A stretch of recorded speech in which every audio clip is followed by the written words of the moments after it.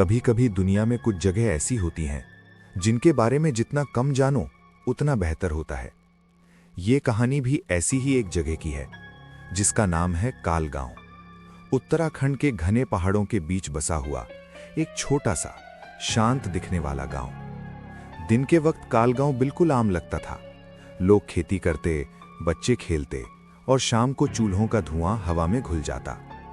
पर इस गांव का एक नियम था, एक ऐसा नियम जिसे कोई तोड़ने की हिम्मत नहीं करता था।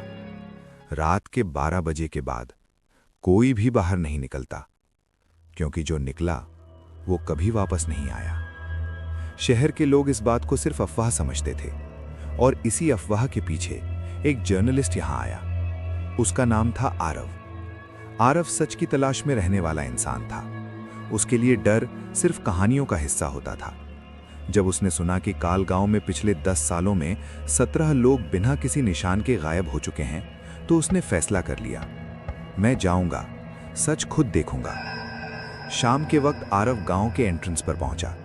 हल्की धुंध, खामोश सड़क और हवा में अजीब सी ठंडक थी।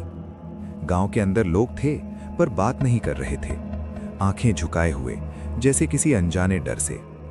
जब आरव ने पूछा, यहां रात के बाद क्या होता है, तो कोई जवाब नहीं मिला। सिर्फ एक बुढ़ी औरत ने धीरे से कहा, बेटा, अगर जिंदा रहना है तो रात को बाहर मत निकलना। आरव मुस्कुरा दिया। उसने सोचा लोग डर के कारण कहानियां बना लेते हैं। रात हुई 11:30। आरव अपना कैमरा और बैग लेकर घर से बाहर निकल आया। सड़क बिल्कुल खाली थी, ना कोई आवाज, ना कोई रोशनी। 11:59। घड़ी चल रही थी, मोबाइल भी काम कर रहा था, और जैसे ही घड़ी ने 12 बजाए, सब कुछ बदल गया।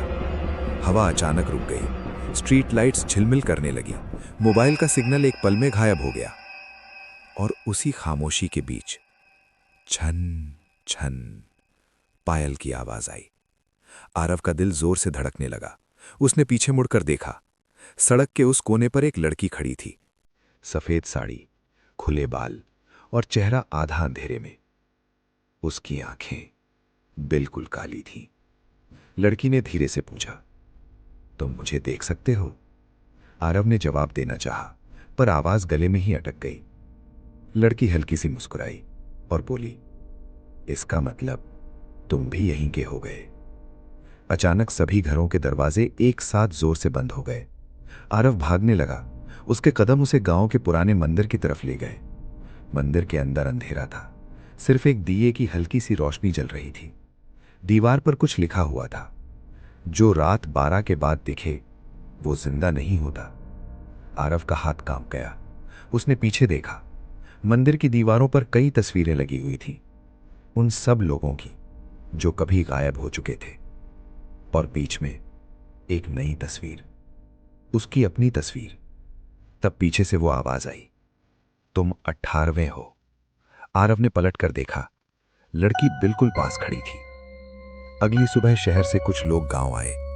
सड़क के किनारे सिर्फ एक कैमरा और बैग पड़ा हुआ था, पर आरव कहीं नहीं था। गांव वाले चुपचाप खड़े थे।